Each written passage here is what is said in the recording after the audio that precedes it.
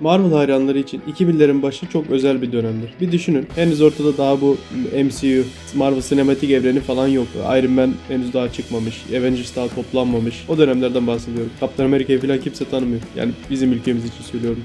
O yıllarda bizim için Marvel demek çizgi filmler, animasyonlar, ilk X-Men filmleri, Raimi, Örümcek Adam, oyunlar. Fakat bunların da ötesinde bizi Marvel'la ilk tanıştıran şeyler o çoğumuzun hatırladığı çizimler. Gidip kırtasiyelerden büyük bir hevesle aldığımız defterlerin kapağında, sırtımızdaki çantamızda, kalemliğimizde, beslenme kutumuzda hep aynı tasarımları görürdük. Çoğunuz hatırlıyordur onları. Böyle renkleri capcanlı, kasları pürüzsüz karakterler, dijital böyle parlaklaştırılmış halleriyle, Örümcek Adam sanki dışarı fırlayacakmış gibi 3 boyutlu görüntüsüyle dururdu. Marvel'ı bizi ilk tanıştıran o çizimlerdi. Hatırlıyoruz değil mi? Peki o çizimleri kim çiziyordu? O çizimleri yapan kişi meşhur çizer Scott Johnson'dı.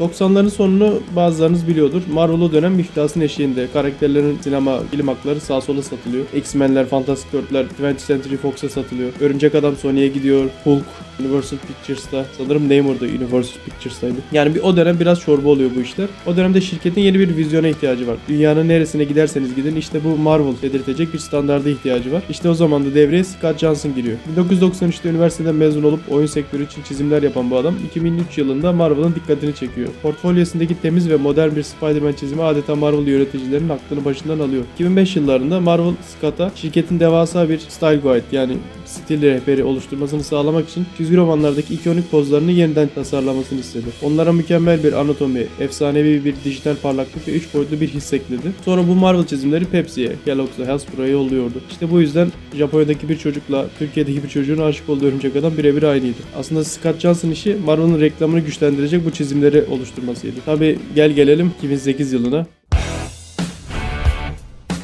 Hepinizin bildiği gibi ilk Iron Man ve The Incredible Hulk'un çıktığı 2008 yılı. Marvel stüdyoları kendi filmlerini yapmak için devasa bir kumar oynuyor dönem işte. Kevin Feige önderliğinde Iron Man ve Incredible Hulk vizyona girecek. Sonrasında birbiri ardına hikayesi devam eden filmlerle Avengers'a gidecekler. Filmlerin harika olması yetmezdi o dönem. Çocukların o oyuncakları, tişörtleri de istemesi lazımdı. Bu noktada yine tekrar Scott Johnson devreye giriyor. Scott Johnson bunu kendi hesabında şu şekilde ifade ediyor. Adi Granov film ekibiyle çalışıyordu. Ben ise bu tasarımları alıp pazarlama ve lisans ürünleri için baştan çizmem için işe aldılar. Sadece Iron Man değil, 2008 yapımı Edward Norton'lu Hulk ki benim en sevdiğim Hulk filmidir ve hala sinirliyim. Keşke Hulk'tan devam etselerdi. Dediğim gibi 2008 yılında sadece yeşil bir dev olarak tasarlanmıyor bu sefer. Her an patlamaya hazır böyle damarları belirgin, korkutucu ve atletik bir canavara dönüşüyor çizimiyle Hulk'u. Ki zaten görüyorsunuz şu anda yani filmdekine ne kadar yakın tasarımda olduğunu. Bana göre de sinematik olarak bir sinemaya uyarlanan Hulk'a göre çok iyi bir tasarıma sahip. Gerçekçiliğe yakın ama o özünü de kaybetmemiş. Tabii tamamen kendi tasarlamıyor. Burada 3 tane sanatçıyla birlikte çalıştığından da bahsediyor. Yani anlayacağınız günümüzdeki o MCU'nun geldiği aşamada Scott Johnson'ın da bir katkısı bulunmuş. Yani 2019'a kadar Marvel'da çalışıyor.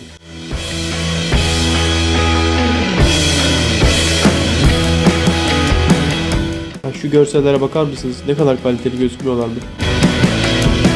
Hani dedik ya Scott Johnson'ın çizimleri bizim için aslında bir yandan da çocukluğumuzu ifade ediyor. Aynı şekilde Scott Johnson'ın da kendi çocukluğu üzerine bir podcast'i var ve Marvel'da nasıl işe girdiğiyle alakalı. İşin güzel tarafı onun içinde Örümcek Adam çocukluğunda çok özel bir yerde. Bu podcast'inde Örümcek Adam'la ilk nasıl tanıştığını bir gösterdi. 60'lardaki Örümcek Adam çizgi filmlerine geçtiğini, oradan çizgi romanları öğrendiğini arkadaşlarından ve çizgi roman koleksiyonu toplamaya başladığını yıllarca. 90'ların sonunda Game Workshop dahil bazı kutu oyun şirketlerinde çalıştığını, özellikle Warhammer'da bile çalışmış. Çok güzel bir podcast. İzlemek isteyenler için açıklamaya bırakacağım. Oradan bakıp bulabilirsiniz. Scott Johnson çizimleri benim için her zaman çok önemli bir yerde olacak. Umarım sizler de bu çizimleri tekrardan görüp mutlu olmuşsunuzdur.